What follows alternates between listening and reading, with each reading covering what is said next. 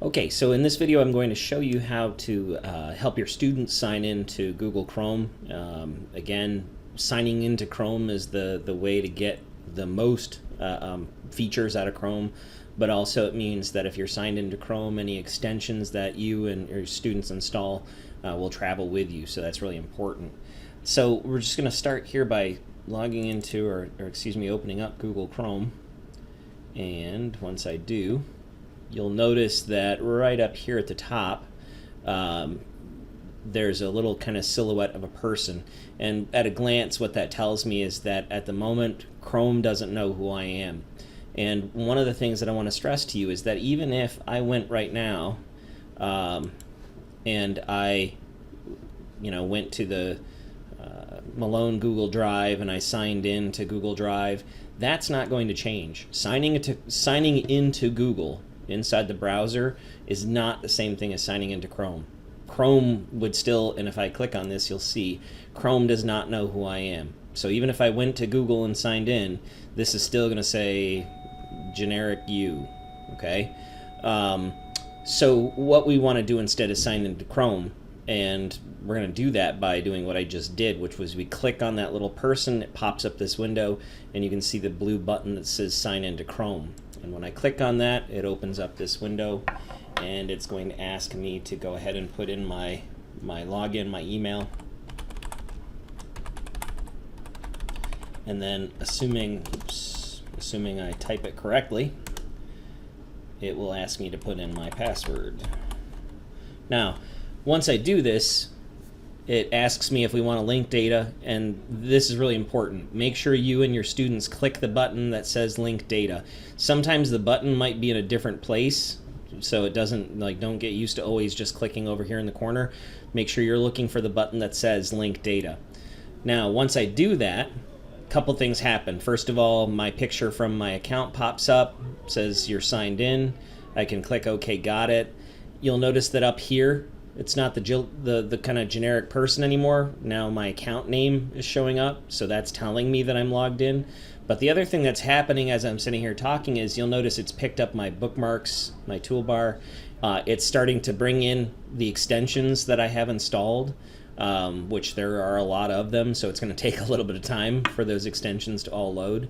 But the point is that once I've done this now, all of my personalized settings are going to show up for me. And I think that's really important for our students, especially if we're talking about students with disabilities and we're talking about extensions that they consistently need to use, like Read and Write. This way they have access to Read and Write, the premium version of it. If they don't sign into Chrome, this isn't going to show up. The only way that our students can get access to Read and Write is by logging into the Chrome browser on their school account. Now here's the next thing.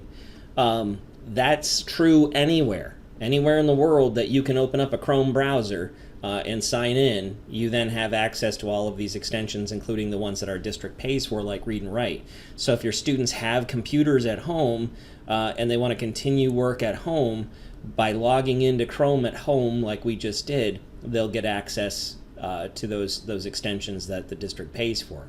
So really an important skill for them to pick up. Now, follow-up step, especially, this is really most important in some of our elementary buildings that use generic student logins still, like DA student, things like that. Also in some of our library media centers, you'll see a generic login used there as well. So if students are just walking up to a computer and it's already logged in, they're not having to put in a network username and password, and they're just logging in or walking up and sitting down and they're opening up Chrome and logging in like we just did, it is essential, like super, super important that before they walk away from that computer, they sign out of Chrome, okay?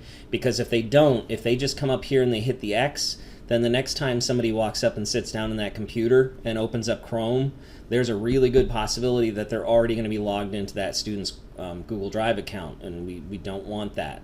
Okay, we're trying to teach good digital citizenship, so part of that is the responsibility to take control of your own stuff and make sure that other people don't have access to it. Now, logging out of Chrome, it would be nice if it was as simple as just clicking on it and there was a button here that said sign out of Chrome. It's not that easy. There's a couple extra steps. So, excuse me, what we need to do is come over here, click on the three little dots. Occasionally, if there's an extension that's already installed that needs to be updated or something, instead of three dots, you're going to see like an orange exclamation mark here. So some people will like panic and say, I don't have three dots. You do. Just click on that orange exclamation mark and it brings up this menu. So once you have this menu up, and once your students have this menu up, then click on Settings. And it'll open up a new Settings tab. And right here, very top, it says Sign In. And it tells you I'm signed in as mdalton@maloneschools.org. Okay? And what I want to do is click this button that says Disconnect your Google account. And when I do, it asks, okay, what do you want to do? Do you want to cancel or you want to clear data and disconnect?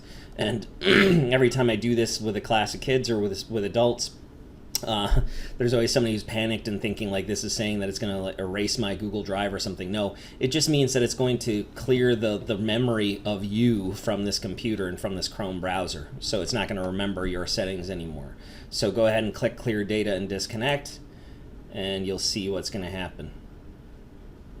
Give it a second to load up. But you can already see now we're in this Chrome, still in a Chrome browser window, but now we're back to the generic silhouette of a person, and it's going to bring me to a sign-in page so somebody else that sat down could come in and sign in. But the point is that if somebody else walks up and sits down at this computer, they don't have access to my stuff. By the way, there's that little exclamation point that I was talking about. So if you click on that, you'll see that you have that same menu there. Okay, so that's the process that you'll want to teach to your students to be able to do at school, on school computers, but also at home.